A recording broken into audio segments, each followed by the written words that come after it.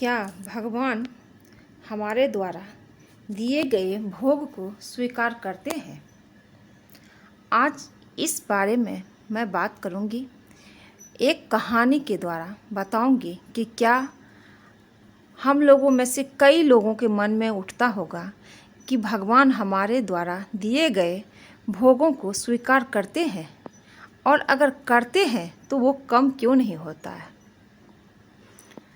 संसार में अपनी बुद्धि, रूप, कुशलता, चातुरता, पद, धन, किसी भी वस्तु पर अहम मत करना। ये सब हमारी बुद्धि के कारण नहीं, भगवत अनुग्रह के कारण हमें प्राप्त हुआ है। बुद्धि तो मिटने वाला तत्व है, पर कृपा तो अहर्निश बरसती रहती है। भगवान की कथा और नाम को कभी मत छूटने देना। प्रभु का नाम ही इस मनुष्य जीवन की वास्तविक उपलब्धि है। नाम जप से बड़े दुख दूर होते हैं। नाम जप से मनुष्य इस भव बंधन से, जन्म जन्म के फेरों से मुक्ति प्राप्त कर लेता है।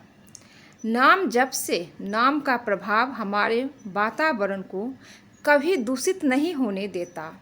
जब भी अवसर मिले नाम जाप में लगे रहे।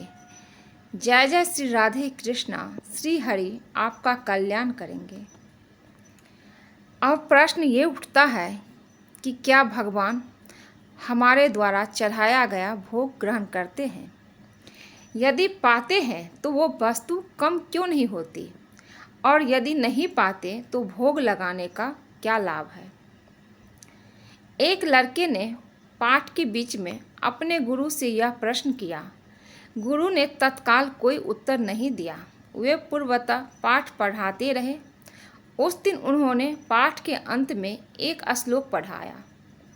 पूर्णमदः पूर्णमिदं पूर्णात् पूर्णमुदच्यते पूर्णस्य पूर्णमादाय पूर्णमेवावशिष्यते।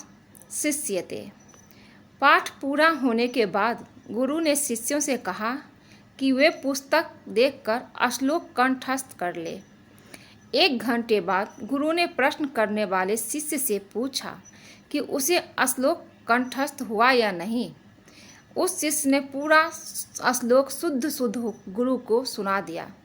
फिर भी गुरु ने सिर नहीं में हिलाया तो शिष्य ने कहा कि चाहे तो पुस्तक देख ले, श्लोक बिल्कुल शुद्ध है। गुरु ने पुस्तक देखते हुए कहा, श्लोक तो पुस्तक में ही है, तो तुम्हारे दिमाग में कैसे चला गया? शिष्य कुछ भी उत्तर नहीं दे पाया। तब गुरु ने कहा, पुस्तक में जो श्लोक है वो स्थूल रूप में है। तुमने जब श्लोक पढ़ा तो वो सूक्ष्म रूप में तुम्हारे दिमाग में प्रवेश कर गया।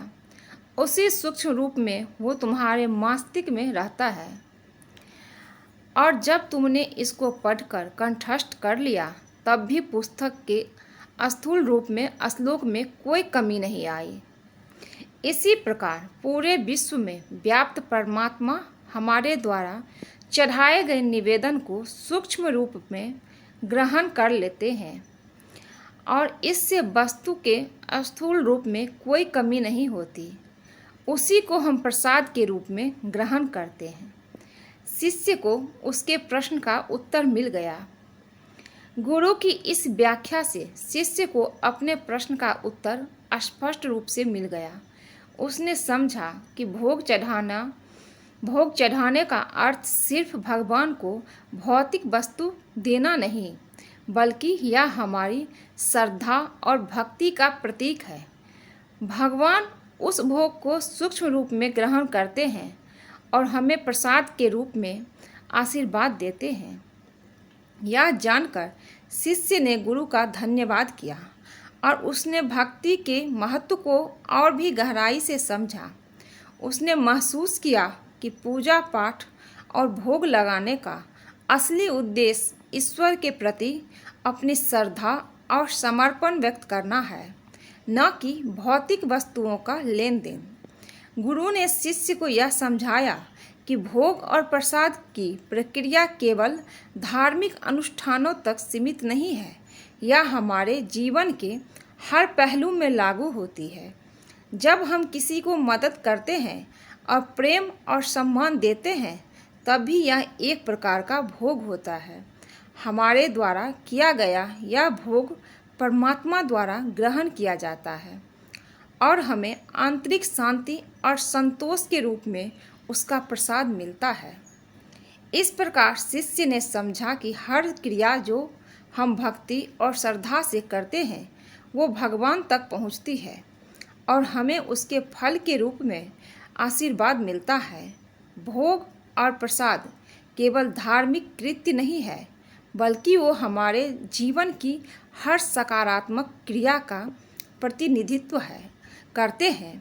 इस घटना के बाद शिष्य ने हर दिन अपनी पूजा और भक्ति को और भी अधिक समर्पण और श्रद्धा के साथ करना शुरू किया। उसने सीखा कि भगवान के प्रति सच्ची भक्ति और समर्पण से ही हमें वास्तविक आनंद और मुक्ति प्राप्त होती है। इस प्रकार शिष्य का जीवन भगवान की भक्ति और सेवा के माध्यम से सार्थक हो गया और उसने अपने गुरु की शिक्षाओं में को अपने जीवन का मार्गदर्शक बना लिया। अगर इस कहानी से आप लोगों को कोई भी सीख मिली होगी या अच्छी लगी होगी, तो चैनल को लाइक कर दीजिए, सब्सक्राइब कीजिए और शेयर कीजिए। मिलती हूँ एक नई वीडियो में।